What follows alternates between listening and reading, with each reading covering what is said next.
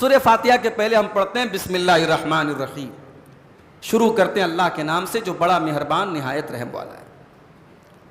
الحمدللہ رب العالمین الرحمن الرحیم مالک یوم الدین، تمام تعریفیں اس اللہ تعالیٰ کے لیے ہیں جو رب العالمین ہے۔ اب دیکھیے قرآن کریم کی شروعات ہو رہی ہے اللہ کی تعریف سے، اور تعریف کے لیے یہاں کون سا لفظ استعمال ہوا؟ الحمد۔ تمام تعریفیں اللہ کے لیے۔ عربی زبان میں تعریف کے لیے بہت سارے الفاظ آتے ہیں، مگر یہاں اللہ تعالیٰ نے الحمد کہا۔ الحمد کہتے ہیں ایسی تعریف کہ جس تعریف، ایک ہوتا ہے کہ کسی نے میرے اوپر احسان کیا تب ہم اس کی تعریف کر رہے ہیں، کسی نے ہمیں کوئی اچھی چیز دی تب ہم اس کی تعریف کر رہے ہیں، لیکن الحمد کہتے ہیں ایسی تعریف کو کہ کسی چیز کے بدلے میں نہ کی جائے۔ اللہ تبارک و تعالیٰ قابل تعریف ہے،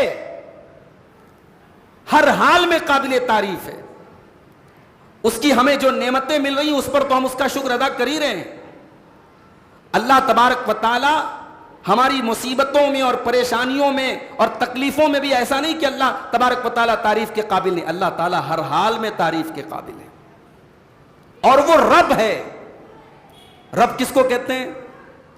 رب اس کو کہتے ہیں جو آپ کی تمام ضرورتوں کو پورا کرتا ہے اور آپ سے بے نیاز ہے، اسے آپ کی کوئی ضرورت نہیں ہے، اسے آپ سے کچھ نہیں چاہیے۔ الحمدللہ رب العالمین، تمام تعریفیں اس اللہ کے لیے جو سارے جہان کا رب ہے۔ ہم اپنی ماں کے پیٹ میں تھے، دنیا کا کوئی نیٹ ورک وہاں پہ نہیں پہنچ سکتا، دنیا کی کوئی روشنی وہاں پہ نہیں پہنچ سکتی۔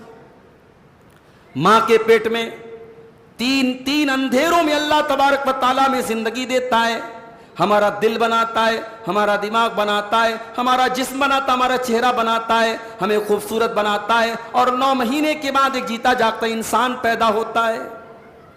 رب وہ ہے میرے بھائی، رب وہ ہے جو ماں کے پیٹ سے آپ کو پال رہا ہے۔ اور وہ کس کا رب ہے؟ رب العالمین، سارے جہانوں کا رب ہے۔ ایسا نہیں ہے کہ وہ صرف اللہ اکبر کہنے والوں کا رب ہے، ایسا نہیں کہ وہ صرف لا الہ الا اللہ کہنے والوں کا رب ہے۔ جو اللہ کو گالی دیتے ہیں، جو اللہ کا بیٹا قرار دیتے ہیں، جو اللہ کو برا بھلا کہتے ہیں، جو اللہ کے ساتھ شرک کرتے ہیں، کیا اللہ ان کا رب نہیں ہے؟ ان کو بھی پال رہا ہے، ان کو بھی روزی دے رہا ہے، ان کو بھی کھلا رہا ہے، ان کو بھی پلا رہا ہے، ان کو بھی آکسیجن دے رہا ہے، ان پر بھی بارش نازل کر رہا ہے۔ اللہ اکبر۔ تو وہ اللہ قابل تعریف ہے جو رب العالمین ہے، سارے جہانوں کا رب ہے۔ الرحمن الرحیم، بڑا مہربان، بہت رحم والا ہے، اس کی رحمت کی کوئی حد نہیں ہے، کوئی انتہا نہیں ہے۔ دنیا میں سب سے زیادہ پیار اگر کوئی کرتا ہے تو ایک ماں اپنے بچے سے کرتی ہے، لیکن ماں کی ممتا سے بھی کہیں زیادہ اللہ تعالیٰ کی رحمت اپنے بندوں کے اوپر ہے۔ اللہ کے پیارے نبی فرماتے ہیں اللہ تعالیٰ کی 100 رحمتیں، اور 100 رحمتوں میں سے ایک رحمت اللہ تعالیٰ نے دنیا میں اتاری ہے۔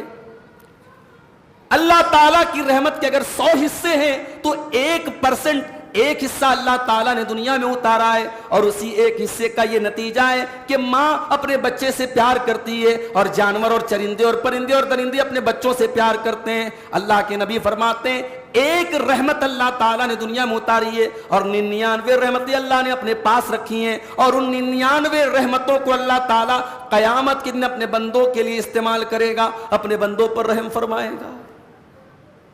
وہ رحمان ہے، وہ رحیم ہے۔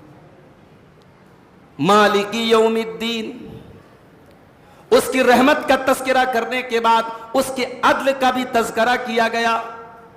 اس کی رحمت سے کہیں دھوکہ کھا کر کے تم گناہوں پہ نہ تل جانا، تم اللہ کی نافرمانی نہ کرنے لگنا، تم ناجائز کام نہ کرنے لگنا، تم گناہوں کے کام نہ کرنے لگنا۔ مالک یوم الدین، وہ رحمان بھی ہے، وہ رحیم بھی ہے، لیکن وہ حساب کے دن کا مالک بھی ہے، وہ جزا کے دن کا مالک بھی ہے۔ وہ قیامت کے دن اچھوں کو اچھائی کا بدلہ دے گا، وہ قیامت کے دن بروں کو برائی کی سزا دے گا۔ اب یہ ہم نے اللہ کی تعریف کی۔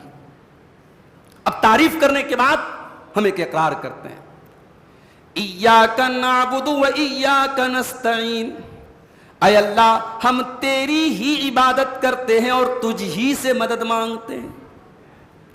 نوٹ کر لو میرے بھائی، ایک مسلمان کو دنیا میں سب سے زیادہ اگر کسی چیز کا ڈر ہے تو دو چیزوں کا ڈر ہے۔ ایک تو ریاکاری کا ڈر ہے، بندہ نماز پڑھتا ہے، ڈر ہے اس بات کا کہیں ریاکاری نہ آ جائے۔ بندہ قرآن پڑھتا ہے، ڈر ہے اس بات کا کہیں ریاکاری نہ جائے۔ بندہ اللہ کی راہ میں صدقہ خیرات کر رہا ہے، چندہ دے رہا ہے، غریبوں کی مدد کر رہا ہے، یتیموں کی مدد کر رہا ہے، ڈر ہے اس بات کا کہیں وہ ریاکاری پر نہ آ جائے۔ سب سے زیادہ اگر مومن کو خطرہ ہے تو ریاکاری سے ہے۔ اور دوسرا ڈر ہے تکبر کا۔ نماز پڑھنے لگا، روزہ رکھنے لگا، غریبوں کی مدد کرنے لگا، قرآن پڑھنے لگا، تو ڈر اس بات کا بھی پیدا ہوا کہ کہیں اس کے اندر اپنی عبادت کا تکبر نہ پیدا ہو جائے، کہیں گھمنڈ نہ پیدا ہو جائے، کہیں اس کے اندر یہ احساس نہ پیدا ہو جائے کہ میں نے بہت بڑا تیر مار لیا، میں نے نماز پڑھ کے اپنے آپ کو جنتی بنا لیا، میں نے روزہ رکھ کے اپنے آپ کو جنتی بنا لیا، میں نے اللہ کی عبادت کا حق ادا کر دیا۔ اسی لیے ان دونوں بیماریوں کا علاج بتایا گیا۔ ایاک نعبد، اے اللہ ہم تیری ہی عبادت کرتے ہیں، ہماری عبادت میں کوئی ریاکاری نہیں ہے، ہماری عبادت میں کوئی دکھاوا نہیں ہے۔ اے اللہ ہم تیری ہی عبادت کرتے ہیں، ہماری عبادت میں کوئی ملاوٹ نہیں ہے، ہماری عبادت بالکل خالص، بالکل پیور ہے۔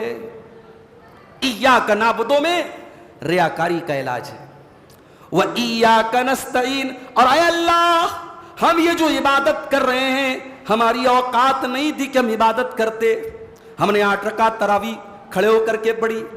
میرے پیارے بھائیوں، یہ 8 رکعت تراویح جو ہم نے پڑھی ہے، ہمیں تھکاوٹ بھی ہو رہی تھی، ہم بہت سارے ہمارے بھائی دن بھر کے تھکے ہارے بھی تھے، لیکن اللہ نے توفیق دی، ان کے دل میں احساس پیدا ہوا کہ آج پہلی تراویح ہے، چلو ہم پوری 8 رکعت تراویح پڑھیں گے۔ یہ 8 رکعت تراویح بھی اگر ہم نے پڑھی ہے میرے پیارے بھائیوں، بہت سارے لوگ تو مارکیٹ میں بیٹھ کر کے طرح طرح کی چیزیں بھی کھا رہے ہوں گے، بہت سارے لوگ تو بیٹھ کر کے موبائل کے اوپر ناجائز چیزوں کو دیکھ رہے ہوں گے، بہت سارے لوگ تو مارکیٹوں میں خریداری کر رہے ہوں گے، بہت سارے لوگ تو لاو لعب میں مبتلا ہوں گے۔ اگر اللہ نے ہمیں اور آپ کو امام کے پیچھے 8 رکعت تراویح پڑھنے کی توفیق دی ہے تو یہ بھی اللہ کا کرم ہے میرے بھائیوں، یہ بھی اللہ کا انعام ہے اور یہ بھی اللہ کی مدد ہے۔ وَإِيَّاكَ نَسْتَعِينُ، اے اللہ ہم عبادت بھی کرتے تو تیری ہی مدد سے کرتے ہیں۔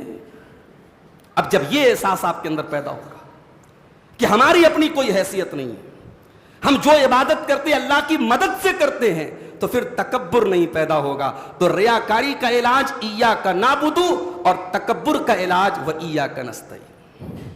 اسی لیے ہم جب نماز کے بعد جو دعا پڑھتے ہیں، امام صاحب نے سلام پھیرا، ہم نے کہا اللہ اکبر، استغفر اللہ استغفر اللہ استغفر اللہ، اس کے بعد ہم جو دعائیں پڑھتے ہیں اس میں ایک بڑی پیاری دعا اللہ کے نبی نے سکھائی ہے، اللہم اعنی علی ذکرک و شکرک و حسن عبادتک، اے اللہ تو میری مدد فرما کہ میں تیرا ذکر کروں اور میں تیرا شکر کروں اور میں تیری اچھے طریقے سے عبادت کروں۔ اللہ کی عبادت کرنے پر بھی مدد میرے بھائیو اللہ دیتا ہے۔ اگر آپ دولت والے، اگر آپ پیسے والے اور آپ کی دولت اللہ کے راستے میں استعمال ہو رہی ہے، کبھی غرور نہ کرنا کہ اللہ تبارک و تعالیٰ کے دین کی میں بہت مدد کر رہا ہوں، میں بہت اللہ کی راہ میں پیسہ خرچہ کر رہا ہوں۔ میرے بھائیو، پیسہ خرچہ کرنے والے تو اپنے بچوں کی شادیوں پر ناچنے گانے والیوں کو بھی کروڑوں روپے دے دیا کرتے ہیں۔ پیسہ خرچ کرنے والے تو اپنے بچوں کی شادی پر 9 ارب روپے خرچ کر دیا کرتے ہیں۔ پیسہ خرچہ کر دینا کمال نہیں، اللہ نے آپ کو توفیق دی کہ آپ نے اللہ کے دین کے لیے خرچ کیا، آپ نے اللہ کی راہ میں خرچ کیا، اس لیے کبھی تکبر نہ کرنا۔ آپ کی طاقت، آپ کا علم، آپ کے جسم کی محنت، آپ کا وقت، آپ کی انرجی، کچھ بھی اگر اللہ کے دین کے لیے لگ رہی ہے میرے بھائی، تو یہ اللہ کا کرم ہے کہ اللہ آپ سے کام لے رہا ہے۔ اس کے بعد ہم نے اللہ کی تعریف کر لی، ہم نے اللہ کی توحید کا اعلان کر دیا، اس کے بعد اب ہم اللہ سے دعا کرتے ہیں، اہدنا الصراط المستقیم، اے اللہ ہم سورۃ الفاتحہ میں ہر نماز کی ہر رکعت میں 17 بار اے اللہ ہم تیری تعریف کرنے کے بعد اور تیری توحید کا اقرار کرنے کے بعد اے اللہ ہم تجھ سے ایک دعا کر رہے ہیں، اور دعا کس چیز کی کر رہے ہیں؟ ہم نے اللہ سے دولت نہیں مانگی, ہم نے اللہ سے شہرت نہیں مانگی, ہم نے اللہ سے خوبصورت بیوی نہ مانگی, ہم نے اللہ سے خزانے نہ مانگے, ہم نے اللہ سے دنیا کا سکون اور چین نہ مانگا, ہم نے اللہ سے بلڈنگیں نہ مانگی, ہم نے اللہ سے پراپرٹی نہ مانگی. کیا مانگا؟ اہدنا الصراط المستقیم. اے اللہ تو ہم کو ہدایت کی نعمت عطا فرما دے. اے اللہ تو صراط مستقیم پر چلنے کی توفیق ہم کو دے دے. اے اللہ دنیا میں کروڑوں لوگ بھٹک چکے, غلط راستے پر چل رہے ہیں. اے اللہ تو ہمیں توفیق دے کہ ہم تیرے راستے پر چلیں. اہدنا الصراط المستقیم, تو ہم کو سیدھے راستے پر چلنے کی توفیق عطا فرما. دنیا کی سب سے بڑی نعمت ہدایت ہے میرے بھائی. بڑے بدنصیب ہیں وہ لوگ جن کے پاس سب کچھ ہے مگر وہ کسی جانور کی عبادت کر رہے ہیں. کوئی پتھر کی بت کی عبادت کر رہا ہے, کوئی شرمگاہ کی عبادت کر رہا ہے, کوئی مزار اور قبر پہ جا کے سر جھکا رہا ہے. ابھی میں بنارس سے حیدرآباد آ رہا تھا, فلائٹ میں ایک صاحب کو دیکھا, بنارس ایئرپورٹ پر میں نے دیکھا. یہ صاحب بوڑھے آدمی ہیں اور وہ فلائٹ سے بنارس سے حیدرآباد آ رہے ہیں. ان کا جوان بیٹا بھی ان کے ساتھ تھا اور ساتھ میں ایک ڈرم تھا اور ڈرم میں بالکل میلا گندا پانی تھا. میں سمجھ گیا کہ یہ کسی مزار کا پانی ہے. ہمارے اتر پردیش میں تو ماشاءاللہ مزار بہت ہیں. ہمارے بنارس سے تقریباً 200 کلومیٹر دور ایک جگہ پڑتی ہے اکبر پور, وہاں پہ ایک بہت بڑا مزار ہے جو ہے کچھوچا شریف, اس کو بولتے ہیں کچھوچا شریف کا مزار. تو اب صاحب حیدرآباد سے چل کر کے بنارس ایک انسان جا رہا ہے, ایک قبر پر جو پانی, جس پانی سے قبر کو دھویا جاتا ہے وہ ڈسٹی اور گندا اور میلا کچیلا پانی, اس کو ڈرم میں بھر کے لا رہا ہے کہ صاحب یہ بڑا متبرک پانی. اللہ تعالی ہمیں ایسی بدعقیدگی سے بچائے میرے بھائیوں. یہ توحید بہت بڑی نعمت ہے میرے بھائی. ہمارے پاس کچھ نہ ہو, ہم دنیا میں تمام نعمتوں سے محروم ہو جائیں, لیکن اگر یہ توحید کی نعمت ہمارے پاس ہے انشاءاللہ ہم قیامت کے دن کامیاب ہوں گے. اور دنیا میں سب کچھ ہمارے پاس آ جائے اور یہ نعمت اگر چھن گئی اور یہ کیپٹل اگر چلا گیا اور یہ سرمایہ چلا گیا, واللہ ہم سے زیادہ بدنصیب کوئی نہیں ہوگا. اسی لیے ہم نماز کی ہر رکعت میں اللہ سے سوال کرتے ہیں تو ہدایت کا سوال کرتے ہیں. اہدنا الصراط المستقیم, اے اللہ تو ہم کو سیدھے راستے پر چلا. اب جب ہم نے اللہ سے صراط مستقیم پر چلنے کی دعا مانگی, سوال یہ پیدا ہوا کہ اللہ ہم تو تجھ سے دعا کر رہے ہیں صراط مستقیم پر چلنے کی, لیکن اے اللہ کیا پریکٹیکلی اس راستے پر کبھی کوئی چلا ہے؟ کہیں ایسا تو نہیں کہ یہ راستہ بس خواب و خیال کی بات ہے, ہم دعا تو مانگ رہے ہیں مگر آج تک کوئی صراط مستقیم پر نہیں چلا ہے. اللہ نے فرمایا نہیں, صراط الذین انعمت علیہم, یہ راستہ تو پریکٹیکل راستہ ہے, اس راستے پر اللہ کے بہت سارے بندے چل چکے ہیں. صراط الذین انعمت علیہم, یہ وہ راستہ ہے جس پر اللہ کے وہ بندے چلا کرتے تھے. انعمت علیہم, جن کے اوپر اللہ کا انعام اور کرم ہوا ہے. اب یہ صراط الذین انعمت علیہم, یہ انعمت علیہم کون لوگ ہیں؟ اس کا جواب اللہ تعالیٰ نے سورہ نساء کے اندر دیا. وَمَن يُطِعِ اللَّهَ وَالرَّسُولَ فَأُولَٰئِكَ مَعَ الَّذِينَ أَنْعَمَ اللَّهُ عَلَيْهِمْ مِنَ النَّبِيِّينَ وَالصِّدِّيقِينَ وَالشُّهَدَاءِ وَالصَّالِحِينَ. اللہ کے وہ بندے جن پر اللہ کا انعام ہوا, ان کی 4 کیٹیگری ہے. وہ نبیوں کا راستہ ہے, وہ صدیقین کا راستہ ہے, وہ شہداء کا راستہ ہے, اور وہ اللہ کے صالحین کا راستہ ہے. ہم اللہ سے دعا کرتے ہیں کہ اے اللہ ہمیں ان کے راستے پر چلا جو راستہ نبیوں کا تھا, جو صدیقین کا تھا, جو شہداء کا تھا, جو صالحین کا تھا. اگر کوئی کہتا ہے آپ سے کہ یہ اہل حدیث شہیدوں کو نہیں مانتے, یہ اہل حدیث اولیاء اللہ کو نہیں مانتے, جا کے جواب دے دو اس کو کہ ارے اہل حدیث تو وہ ہے جو ہر نماز کی ہر رکعت میں اللہ سے دعا کرتا ہے کہ اللہ ہمیں اولیاء کے راستے پر چلا, ہمیں شہداء کے راستے پہ چلا, ہمیں نبیوں کے راستے پہ چلا, ہمیں صدیقین کے راستے پہ چلا. صراط الذین انعمت علیہم, ہمیں ان کے راستے پر چلا جن پر تیرا انعام ہوا. اچھا ایک پوائنٹ کی بات بتاؤں, اس آیت میں تقلید کا بھی رد ہے. بھئی ایک شخص امام ابو حنیفہ کی تقلید کر رہا ہے, اب وہ یہ عقیدہ رکھتا ہے کہ امام ابو حنیفہ ہی کی میں بات مانوں گا. بیوی کو بول دیا طلاق طلاق طلاق, امام ابو حنیفہ کا فتویٰ ہے کہ طلاق ہو گئی. اب وہ گیا اپنے مفتی صاحب کے پاس کہ مفتی صاحب میں نے غصے میں آ کے بیوی کو طلاق طلاق طلاق بول دیا, اب کیا کروں؟ مفتی صاحب کہیں گے بھائی تو امام ابو حنیفہ کا مقلد ہے, اب تو تجھے حلالہ کرنا پڑے گا. اب حلالہ کیا ہے میں ڈیٹیل میں نہیں جاؤں گا, دوسرے پارے میں جب بات آئے گی بتاؤں گا. حلالہ حرامہ ہے, زناکاری ہے, بدکاری ہے. تقلید ایک ایسا بندھن ہے جس میں انسان جب جکڑ گیا تو اس نے اپنے آپ کو پابند کر لیا کہ میں بات مانوں گا تو اسی کی مانوں گا. صراط الذین انعمت علیہم سے یہ نقطہ پتا چلا کہ ہمیں کسی ایک کی تقلید نہیں کرنا ہے. ہمیں اللہ نے یہ نہیں کہا کہ تم فلاں کے راستے پر چلو, کسی ایک کا نام نہیں لیا. اللہ نے کہا صراط الذین انعمت علیہم, ہمارے ان بندوں کے راستے پہ چلو جن پر ہمارا انعام ہوا.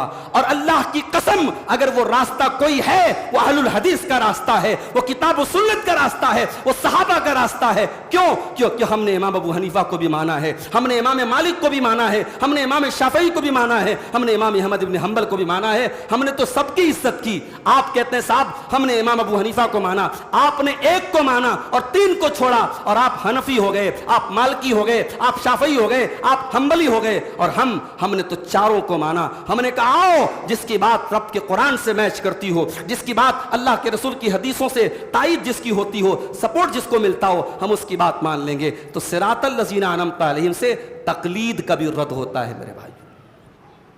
اچھا, اب جب ہم نے اللہ سے یہ دعا کی کہ اللہ ان کے راستے پر چلا جن پر تیرا انعام ہوا, تو اب وہاں پر ہم ایک ایکسیپشن بھی کر رہے ہیں, ایک استثناء بھی کر رہے ہیں کہ اے اللہ ان کے راستے پر مت چلانا, غیر المغضوب علیہم ولا الضالین.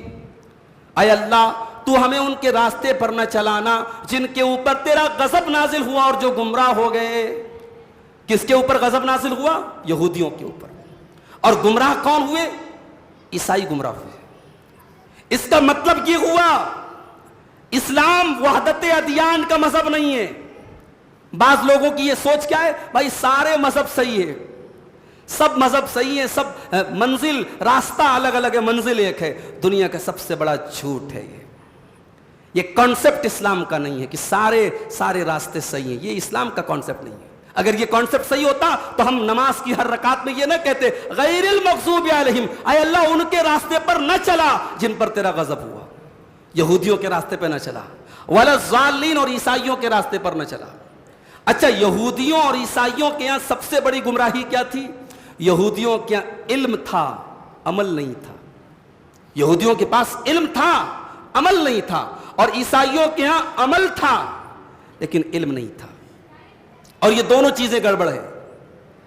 15 شعبان کی رات آئی, ہمارے بہت سارے بھائی شب برات منا رہے ہیں, حلوہ کھا رہے ہیں, اپنے بزرگوں کی قبروں پہ جا کے چراغاں کر رہے ہیں, رات بھر اپنے بزرگوں کی قبروں پہ جا کے فاتحہ پڑھ رہے ہیں. پوچھو بھائی یہ کیا ہے؟ بولتے یہ دین ہے, یہ عبادت ہے. پوچھو اس کی دلیل کیا ہے؟ دلیل کچھ بھی نہیں ہے, کوئی ایک بھی صحیح حدیث موجود نہیں ہے. عمل تو ہے مگر علم نہیں ہے, عمل تو ہے مگر دلیل نہیں ہے, عمل تو ہے مگر قرآن و سنت کی روشنی موجود نہیں ہے. یہ نصارہ کا طریقہ ہے. اور میرے بھائیوں, اگر علم ہے, دلیل ہے, لیکن اس پر عمل نہیں کیا جا رہا ہے تو یہ یہودیوں کا طریقہ ہے. ان کے پاس تورات تھی, ان کے پاس اللہ کی کتاب تھی, لیکن وہ تورات کو چھپایا کرتے تھے اور اللہ کی کتاب پر عمل نہیں کیا کرتے تھے. ہم اس لیے اللہ سے دعا کرتے ہیں غیر المغضوب علیہم ولا الضالین, اے اللہ ہمیں ان کے راستے پر نہ چلانا جن کے اوپر تیرا غضب نازل ہوا, جو گمراہ ہوئے.